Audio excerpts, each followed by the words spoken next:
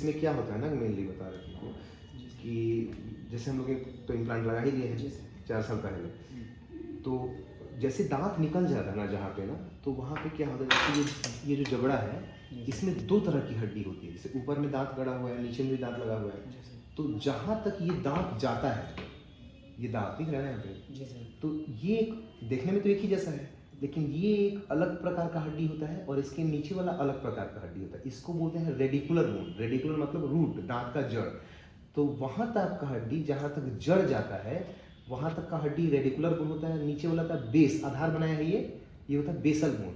तो जैसे ही दांत निकल जाएगा, ये जो रेडिकुलर बोन है जहाँ तक दांत रहता है वो हड्डी गलने लगती है। कभी किसी बूढ़े आदमी को देखना जो दांत निकलवाया है, मतलब कि अगर ये दांत है इतना, इधर निकलवा लिया, फिर पीछे में दांत है, तो ध्यान देखो तो ऐसे गड्ढा जैसा दिखेगा वहाँ पे। तुम देखना कभी किसी का मुंह खुलवा के दांत निकलवाया हुआ है।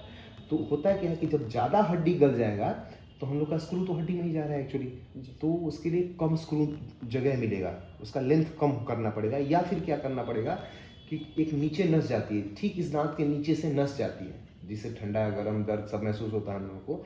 तो क्या फिर करता है, एक सर्जरी छोटी सी करके हम लोग बाहर से हड्डी निकाल देते हैं और फिर क्या करते हैं, उस नस को किसी चीज़ से बाहर खींच लेते हैं, फिर स्क्रू डाल देते हैं और फिर वहाँ पे हड्डी डाल के उसको बाहर से बंद कर देते हैं, टाँका दे देते हैं।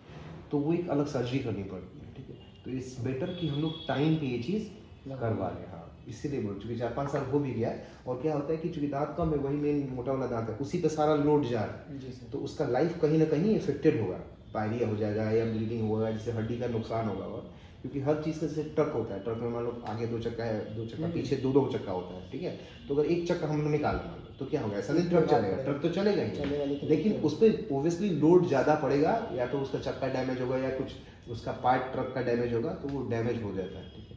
तो भी आराम से सोच के 1-2 मेजर भी तुमको आराम समझ में आए थे, उसको हम लोग लगवाना है, ठीक है।